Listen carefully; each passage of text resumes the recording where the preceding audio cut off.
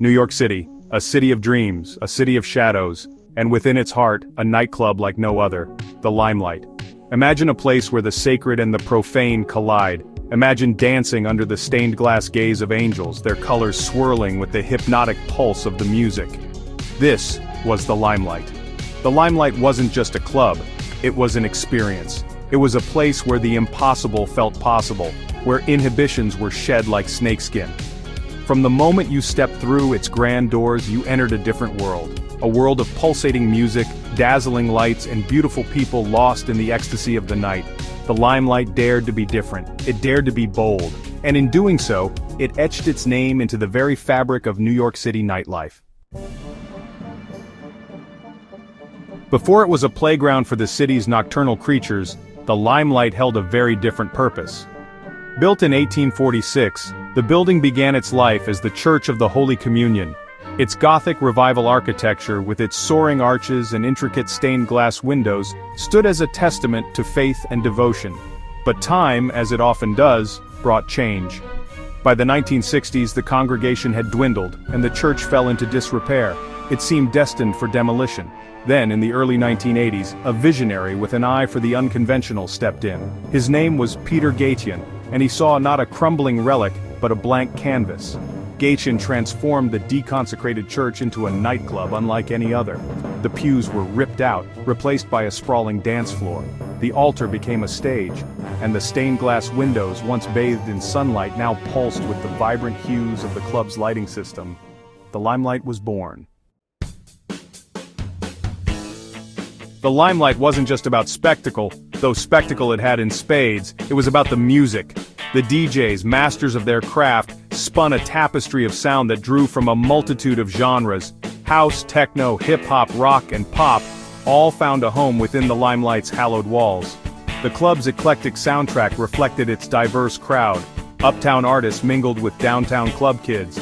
Wall Street suits rubbed shoulders with drag queens. The Limelight was a melting pot of creativity and self-expression, where everyone was welcome, as long as they were ready to dance. Unlike the exclusive velvet ropes of Studio 54, the Limelight had a more democratic, come-as-you-are ethos. It was a place where you could be yourself, whoever that might be, and that, perhaps more than anything else, was the secret to its enduring appeal. The Limelight's reputation as the hottest club in New York City quickly spread. Soon it wasn't just the city's most stylish denizens gracing its dance floor. Celebrities flocked to the club, eager to experience its unique brand of hedonistic revelry. Madonna, a regular on the New York club scene, was a frequent visitor in the early days, using the Limelight as a testing ground for her then burgeoning pop stardom. Keith Haring, the celebrated artist, was known to draw inspiration from the club's vibrant energy, sketching its patrons in his signature style. The club's guest list read like a who's who of the era's biggest names in music, fashion, and film. From David Bowie to Grace Jones, from Jean-Michel Basquiat to Debbie Harry, the Limelight played host to a dazzling array of talent. It became a place where the stars came out to shine, to be seen, and to lose themselves in the music and the moment. Section 5. Scandalous Whispers and Notorious Tales, the Dark Side of the Limelight. As with any place where the night reigns supreme, the Limelight wasn't without its share of shadows. Whispers of drug use and debauchery followed the club like a shroud.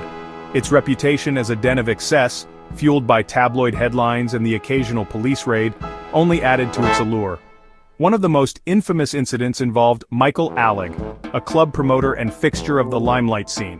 In 1996, Alig was convicted of manslaughter in the death of Angel Melendez, a drug dealer who frequented the club.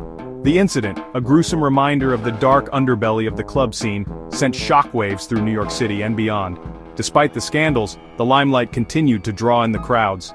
Perhaps it was the thrill of the forbidden, the allure of the dangerous, that kept people coming back for more. Section 6. A playground for the avant-garde fashion, music, and art collide. The Limelight wasn't just a nightclub, it was a cultural phenomenon. Its influence extended far beyond the dance floor, shaping the worlds of fashion, music, and art. It was a place where trends were born, where boundaries were pushed, and where creativity flourished. Fashion designers flocked to the club, seeking inspiration from its stylish patrons. The club's anything-goes dress code encouraged experimentation and self-expression, leading to the birth of countless trends that would go on to influence the fashion world. Musicians, too, found a home at the Limelight. The club's eclectic mix of genres provided a platform for up-and-coming artists to showcase their talents. Countless bands played their first shows on the Limelight stage, including future stars like the Smashing Pumpkins and Moby. Section 7. From Sacred Space to Retail Haven, the Limelight's final reincarnation. The Limelight's reign as the king of New York nightlife couldn't last forever. By the late 1990s, the club scene had begun to change. The rise of grunge and electronica shifted musical tastes, and the Limelight, once at the forefront of the underground, struggled to keep up. In 1996, the club closed its doors for the final time. The building stood vacant for several years, a silent reminder of its glorious past. Then in 2003, it was reborn once more, this time as a shopping mall. The stained glass windows, once pulsating with the energy of 1,000 dancing bodies, now cast a muted glow on racks of clothing and display cases filled with jewelry. The dance floor, where countless romances had blossomed and dreams had taken flight, was now a sterile expanse of polished concrete. Section 8. A legacy. Etched in neon, the Limelight's enduring impact. Though the Limelight is no more, its legacy continues to resonate. For a brief shining moment, it captured the spirit of a city on the brink of change. It was a place where anything felt possible, where dreams were as limitless as the night sky. The Limelight's influence can still be felt in the music we listen to, the clothes we wear, and the way we dance. It taught us that it's okay to be different, to embrace our individuality, and to never stop dancing, even when the music stops. The Limelight's story is a reminder that even in a city that never sleeps, some dreams are destined to fade. But the memories, like the echoes of a long-gone song, linger on. Section 9. Beyond the Velvet Ropes. What the Limelight tells us about New York City. The Limelight wasn't just a nightclub, it was a mirror reflecting the soul of New York City. It revealed a city of contrasts, a place where the sacred and the profane coexist, where beauty and decay walk hand in hand. The club's rise and fall mirrored the city's own cycles of reinvention. Just as New York City constantly sheds its skin, transforming itself to meet the demands of a new era, so too did the Limelight adapt and evolve, leaving an indelible mark on the city's cultural landscape. The Limelight's story is a reminder that New York City is more than just a place, it's an idea.